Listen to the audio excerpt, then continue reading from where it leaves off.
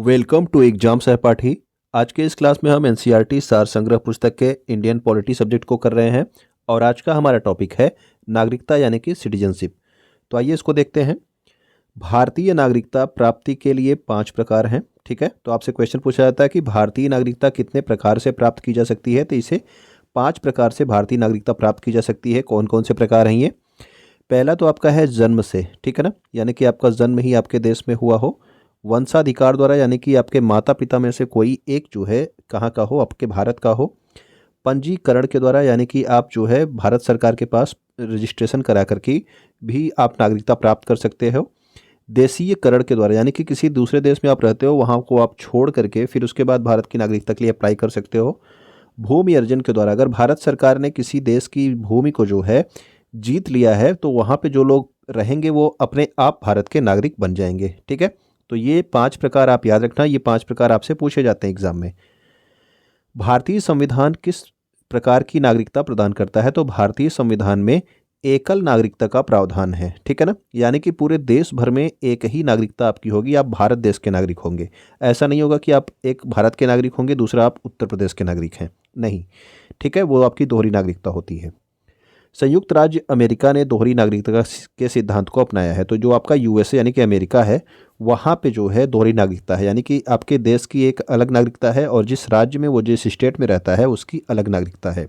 Okay, अगला हमारा है नागरिक संशोधन अधिनियम 2019 में किन देशों के हिंदू, बौद्ध, सिख, जैन, पारसी और ईसाई, तो ये जो आपकी कैटेगरीज हैं, ये आपके कौन कौन से लोगों को जो है आपका जो आपका CAA आया था अभी, जिस पर अब विवाद हुआ था 2019 में। ठीक है, इनमें किन किन लोगों को शामिल किया गया है और किन देशों से ये लोग आएंगे तब इनको जो है भारत का नागरिक बनाया जाएगा, ये भी जो है आप याद रखेंगे। तो पाकिस्तान, बांग्लादेश और अफगानिस्तान से अगर हिंदू, बौद्ध, सिख, जैन, पारसी और ईसाई नागरिक जो है भारत में आते हैं तो इन्हें नागरिकता का प्रावधान किया गया है। ठीक है, किस अधिनियम में? नागरिकता संशोधन अधिनियम 2019। और ये जो नागरिकता अधिनियम था ये सबसे पहले 1955 में आया था। ठीक है ना, और 1955 में ही हर बार संशोधन होता है और जो लेटेस्ट संशोधन हुआ है वो 2019 में हुआ है। ओके, भारतीय नागरिक की नागरिकता किस आधार पर समाप्त हो सकती है? तो भारतीय नागरिक की नागरिकता जो है ये कौन से आधार पर समाप्त हो सकती है? या तो वो नागरिकता परित्याग कर दे, पर्यावसान, या फिर वंचना के आधार पर। तो ये 3 आधार आप याद रखेंगे, इनके आधार पर भारतीय नागरिकों की नागरिकता जो है ये समाप्त हो सकती है। ओके, भारत से बाहर लगातार कितने वर्ष तक रहने पर भारतीय नागरिकता समाप्त कर दी जाएगी? तो ये भी आपका इंपॉर्टेंट पॉइंट है। अगर आप भारत के बाहर लगातार 7 वर्षों तक रहते हैं, ठीक है, तो आपकी भारतीय नागरिकता जो है ये समाप्त कर दी जाएगी।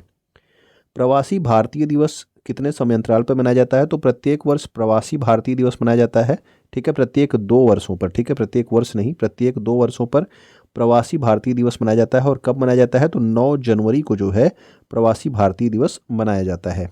ठीक है, अगला क्वेश्चन हमारा है नागरिकता से संबंधित जो अनुच्छेद है। देखिए, नागरिकता जो है ये आपके संविधान के किस भाग में है? तो भाग 2 में है। पहली बात तो ये याद रखेंगे कि भाग 2 में नागरिकता का प्रावधान किया गया है। और अनुच्छेद क्या है? तो अनुच्छेद 5 से 11। ठीक, भाग 1 में आपके संघ और राज्य क्षेत्र थे, जो आपका पिछला वीडियो था, और उसका अनुच्छेद 1 से लेकर 4 तक था। ठीक, और ये आपका नागरिकता संबंधी प्रावधान 5 से 11 तक है भाग 2 में। ठीक है ना, तो संविधान लागू होने के समय नागरिकता ये अनुच्छेद 5 बताता है।